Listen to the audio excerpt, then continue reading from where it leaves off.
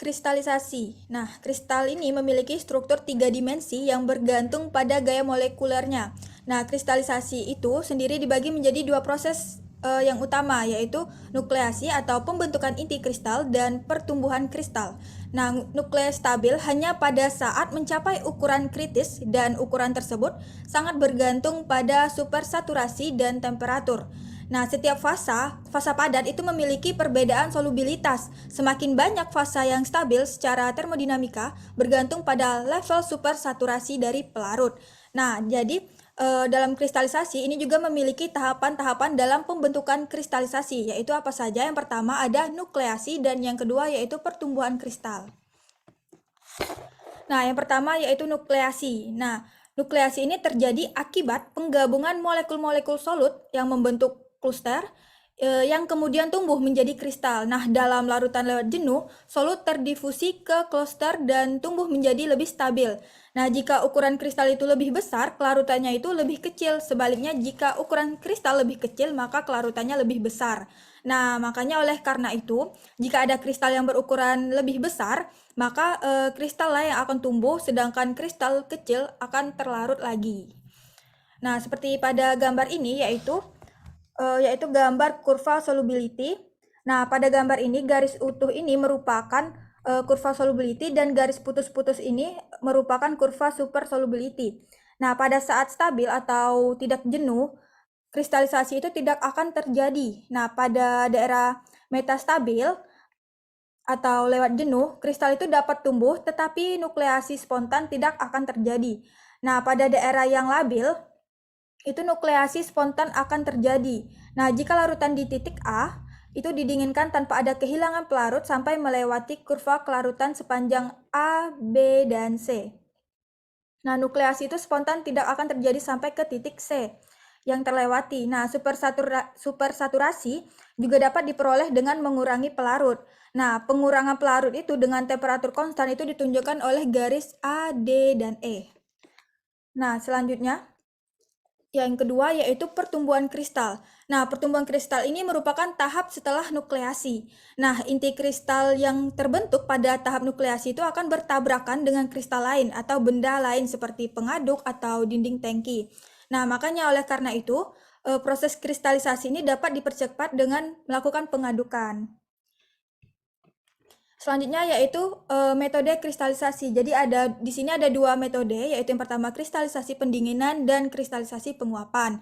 Nah, pada kristalisasi pendinginan, supersaturasi itu dicapai dengan cara mendinginkan larutan. Jadi pada sistem lelehan, pada saat tubuh larutan itu turun, komponen zat yang memiliki titik beku itu lebih tinggi akan membeku terlebih dahulu. Nah, sementara zat lain yang masih larut, itu sehingga keduanya dapat dipisahkan dengan cara penyaringan.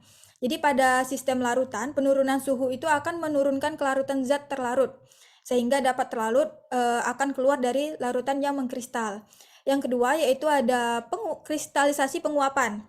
Nah, jika kelarutan solut dalam solvent itu tidak turun secara signifikan dengan penurunan yang temperatur, nah kristalisasi ini dapat dicapai dengan pengurangan pelarut. Jadi pengurangan pelarut itu dapat dilakukan dengan cara penguapan pelarut. Nah, kristalisasi penguapan ini dapat dilakukan jika zat yang akan dipisahkan itu tahan terhadap panas dan titik bekunya lebih tinggi daripada titik didih pelarut. Nah, di sini ada contoh pengaplikasian metode kristalisasi dalam bidang farmasi, yaitu pembuatan fraksi vitamin E. Nah, seperti pada jurnal ini, yang dilakukan dengan langkah-langkah yaitu kristalisasi pelarut suhu rendah sebanyak 5 gram fraksi tidak tersabunkan DALMS dilarutkan dalam heksana dengan nisbah pelarut dan fraksi tidak tersabunkan 5:1, 6:1, 7:1 dan suhu kristalisasi min 20, min 10 atau 0 derajat Celcius. Nah, setelah 24 jam, fase kristal ini dipisahkan dari filtrat dengan cara penyaringan.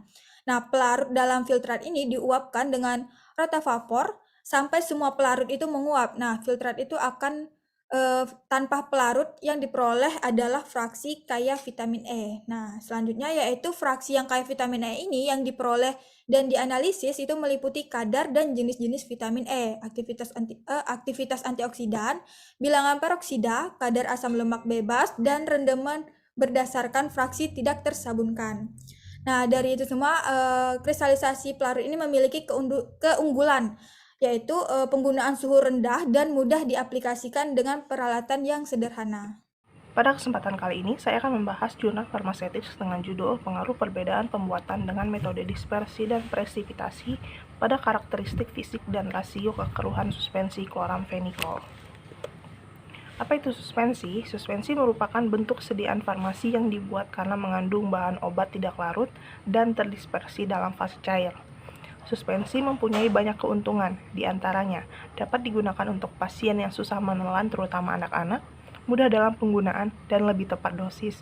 Lebih cepat menimbulkan efek dibandingkan dengan sediaan padat seperti tablet. Metode pembuatan suspensi ada dua, yaitu metode dispersi dan metode presipitasi. Metode dispersi digunakan karena partikel pada pembuatan suspensi harus benar-benar terdispersi dalam fase cair. Sedangkan pada metode presipitasi menggunakan pelarut organik untuk melarutkan partikel yang tidak larut agar dapat tercampur dengan air. Penggunaan metode dispersi dan metode presipitasi dapat berpengaruh pada karakteristik fisik dan rasio kekeruhan suspensi. Pada metode presipitasi, dengan adanya pembasahan serbuk, maka didapatkan inti partikel yang lebih halus sehingga dapat memperlambat rasio kekeruhan. Suspensi yang dibuat dengan metode dispersi dan metode presipitasi kemudian dilakukan evaluasi sediaan berupa uji organoleptis, uji pH, uji bobot jenis, uji ukuran partikel, uji rasio kekeruhan, dan uji kekentalan. Yang pertama, pada uji organoleptis, didapatkan pada tabel hasilnya yaitu sama karena kedua metode tersebut menggunakan formula yang sama. Mulai dari dalam bentuk cairan yang sama, baunya juga sama, warna yang sama, dan rasa yang sama. Kemudian pada uji pH, suspensi chloramphenicol yang dibuat dengan menggunakan metode presipitasi mempunyai pH 6,30. Sedangkan suspensi chloramphenicol yang dibuat dengan menggunakan metode dispersi mempunyai pH 6,26. Pada uji bobot jenis, pada metode presipitasi yaitu lebih besar daripada metode dispersi. Bobot jenis medium berpengaruh pada rasio kekeruhan, karena semakin besar bobot jenis medium, maka semakin lambat laju kekeruhan. Pada uji rasio kekeruhan, metode dispersi itu mendapatkan hasil rasio kekeruhan yang lebih kecil karena partikel secara langsung terbungkus suspending agen, sehingga laju pemisahannya juga terjadi cepat dan lebih sedikit. Sedangkan pada metode presipitasi, serbuk dibasahi terlebih dahulu dengan pelarut organik dan belum terdispersi ke dalam suspending agennya, sehingga laju pemisahan yang terjadi lambat dan banyak. Kemudian pada uji ukuran partikel, pada hasil metode presipitasi, diameter partikelnya lebih besar daripada metode dispersi. Karena pada proses pembuatan metode presipitasi, bahan obat itu langsung ditambah dengan propilen glikol, yaitu sebagai pelarut organiknya. Dengan penambahan pelarut itu, bahan obat dapat larut sebagian dalam pelarut, maka ukuran partikelnya semakin kecil. Sedangkan pada metode dispersi, bahan obat itu langsung didispersikan ke dalam suspending agennya, yaitu CMC natrium. Maka bahan obat terbungkus oleh suspending agen tersebut dan belum terlarut dalam pelarutnya. Nah, maka ukuran partikelnya juga akan semakin besar. Kesimpulannya, jadi dapat disimpulkan pada hasil uji tersebut, berdasarkan rasio kekeruhan metode pembuatan dengan karakter fisik yang baik, itu adalah metode presipitasi.